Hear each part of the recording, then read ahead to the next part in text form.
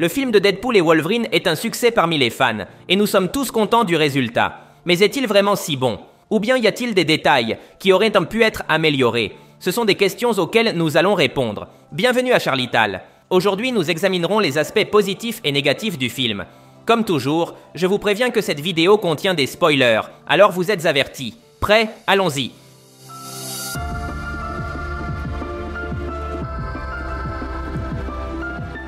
Mon premier point positif est les caméos et les références.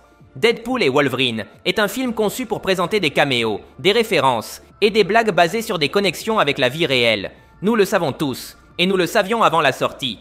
Cependant, ces caméos ne semblent pas forcés ni ennuyeux.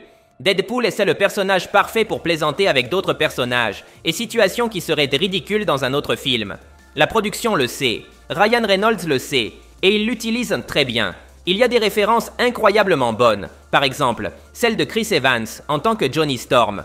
Je vous le jure, au cinéma, tout le monde était mort de rire, parce que personne ne s'y attendait. Nous avons tous tellement gravé dans notre esprit Chris Evans, comme Captain America, que nous ignorons qu'il a également joué la torche humaine. Les blagues et les caméos ne semblent pas forcés, car Deadpool sait comment jouer avec eux et se moquer de leur absurdité. Parmi mes références préférées, il y a celle de Henry Cavill en Wolverine et celle de Thor pleurant pour Deadpool.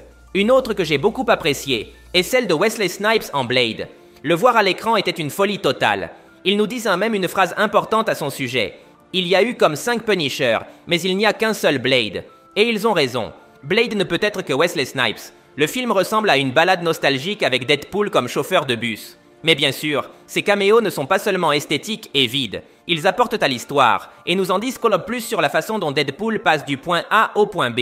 Chris Evans relie Wade à Cassandra Nova. Cassandra le relie au Deadpool beau. Et ce dernier le mène à l'équipe de Blade et les autres. C'est basique, mais ça fonctionne. Un autre exemple est celui de Laura, qui ne fait pas seulement un caméo vide, mais qui est importante pour le développement du personnage de Logan. Dans d'autres films, souvent, les caméos perdent qu'à leur sens, car ils placent des personnages importants, pour ne rien faire. Par exemple, le professeur X dans Doctor Strange in the Multiverse of Madness. Personnellement, j'ai aimé ce film, mais je sais que les caméos étaient très forcés, et les personnages importants qui sont arrivés étaient là uniquement pour le marketing. Ils n'étaient pas vraiment importants. Deadpool et Wolverine, en revanche, sait comment utiliser ces caméos pour connecter l'histoire. De manière simple, bien sûr, mais cela fonctionne. Le sujet des références pourrait être un peu négatif, si l'on considère qu'il y a des références qui nécessitent beaucoup de contexte pour être comprises, comme le logo de Fox détruit. Cela ne peut être compris que par ceux qui savent que Fox a été acheté par Disney. Une autre référence très bonne est celle de Channing Tatum en Gambit. Mais cela ne sera compris que par ceux qui connaissent le contexte. Chez Fox, il y avait un projet de Channing Tatum en Gambit, mais il n'a jamais été filmé. Le film a été retardé année après année, et à la fin, ce Gambit était devenu une blague sur internet. C'est pourquoi c'est amusant de le voir à l'écran. Mais bien sûr, seules les personnes qui connaissent ce contexte peuvent comprendre cette blague. Un enfant ne pourrait jamais comprendre cette blague. Heureusement, cela se résout quand on se rappelle que c'est un film pour les plus de 18 ans. Donc tout le monde dans la salle est adulte et est au courant des nouvelles de super-héros, ou peut facilement comprendre une blague avec le contexte de la scène. Mon deuxième point positif est la relation entre les protagonistes. Deadpool et Wolverine changent la mécanique des films précédents. Cette fois, c'est une histoire d'équipe entre deux personnages. C'est l'intrigue classique d'un type amusant, embêtant son compagnon grincheux et sérieux. Et honnêtement, cette formule est parfaite. Il n'y aurait pas eu de meilleur choix pour Deadpool 3. Dans toutes les scènes, on sent comment leurs personnalités s'affrontent pour résoudre une situation, et ce conflit est amusant. Mais malgré tout, quand arrive le moment de vérité, ils mettent de côté leurs différences et se complètent très bien. Dans la vraie vie, Ryan Reynolds et Hugh Jackman sont amis, et cela se voit à l'écran. En ce qui concerne le scénario, l'histoire n'est pas complexe, mais elle fonctionne pour nous montrer le développement des deux personnages, et comment leur temps ensemble a changé quelque chose en eux. Logan a commencé l'histoire comme un homme perdu et sans espoir. Mais grâce à cette aventure, il a pu se relever et a retrouvé le désir de se battre pour quelqu'un. Il y a même une scène où il parle du professeur Charles Xavier et se rappelle qu'il voyait toujours le bon côté des gens. Le film ne se prend pas au sérieux, alors il est difficile d'apprécier ce développement de personnage, mais il est là et je l'apprécie. Dans le cas de Wade, sa croissance est plus simple, mais elle nous laisse aussi une très bonne leçon.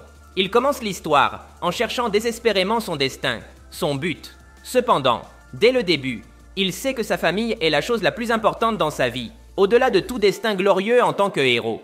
Cette mentalité ne change pas chez Wade, mais elle prend plus d'importance à la fin, lorsque quelqu'un doit se sacrifier pour arrêter Cassandra Nova. Au début, Logan voulait se sacrifier, et cela aurait très bien fonctionné pour Wade, puisqu'il aurait récupéré sa famille sans problème. Mais Wade, à la dernière minute, frappe Logan et prend sa place. À ce stade, Wade considère déjà Logan comme faisant partie de sa famille, et ne veut pas qu'il meure. La situation est importante parce que Wade est prêt à laisser toute sa famille pour que personne ne meure, même Logan, qui était quelqu'un qu'il vient de rencontrer. C'est un sacrifice très puissant à sa manière. Il n'y a pas de plus grand amour que celui qui donne sa vie pour ses amis. Mais maintenant, parlons de mon point négatif du film.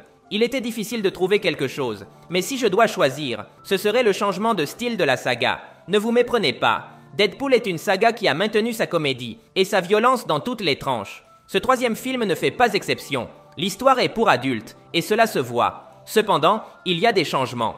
Par exemple, l'esthétique a changé la façon dont nous voyons la violence. Le film semble plus fantastique que les précédents. Dans les premiers films, il y avait aussi du sang, mais comme ils avaient moins de budget, cela semblait un peu plus réel et sale. En revanche, dans Deadpool et Wolverine, le sang explose de manière exagérée. Cela ressemble presque à du jus. La mort de Johnny Storm est un bon exemple. Cassandra Nova lui arrache la peau, et c'est très sanglant. Mais c'était tellement exagéré que cela semblait presque caricatural, et plein de CGI. Bien que cette mort entre dans la catégorie de films pour adultes, je l'ai trouvé un peu plus fantastique, et cela enlève un peu de l'essence des premiers films. Dans Deadpool 1, nous avons eu un moment très mémorable, lorsque Wade s'est coupé la main devant Colossus. Je pense que nous nous souvenons tous de cette scène, précisément parce qu'elle est unique dans le film. Elle se distingue parce qu'il n'y a pas tant de moments comme celui-ci. Et je ne fais pas seulement référence au sang. L'esthétique est différente en général. Par exemple, les costumes. Le nouveau costume de Deadpool est plus coloré que les premiers. Le costume de Hugh Jackman ajoute à cette vision colorée car il est jaune.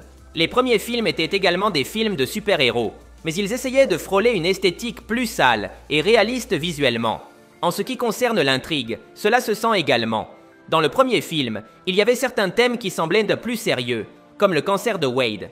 Il savait qu'il allait mourir et laisser Vanessa. Le sujet semblait douloureux et plus proche du monde des adultes. Dans ce nouveau film, ils abordent quelque chose de similaire avec l'univers, en train de se détruire. On suppose que c'est quelque chose de plus grand et dangereux, mais c'est aussi plus proche d'un danger de science-fiction. Cela est éloigné du danger ressenti par un homme atteint d'un cancer. Donc oui, j'ai senti que le film a changé de style pour cette suite. Il a gardé l'essence, bien sûr, mais cela se sent différent. La fusion avec Disney nous a offert beaucoup de budget à l'écran et l'accès à des personnages de tout type, mais cela a coûté un peu de l'essence avec laquelle la saga a commencé. En vérité, je suis un peu pointilleux sur ce point négatif. Mais vous savez que ces vidéos s'appellent le bon et le mauvais, pas le bon et le bon. En dehors de ce détail, je n'ai trouvé rien de pertinent pour critiquer le film. En conclusion, Deadpool & Wolverine est un merveilleux film. Il est amusant, plein d'action. Deadpool conserve le charisme qui le caractérise, et son interaction avec Wolverine est parfaite. Bien sûr que je le recommande. Mais bon, c'est tout pour aujourd'hui. Si tu as aimé la vidéo, cela m'aiderait énormément si tu me laissais un like. Ce serait légendaire. De plus, n'oublie pas de t'abonner car je posterai plus de vidéos sur tes séries et films préférés. Merci de m'avoir écouté. Mon nom est Charlie et nous nous verrons à l'avenir.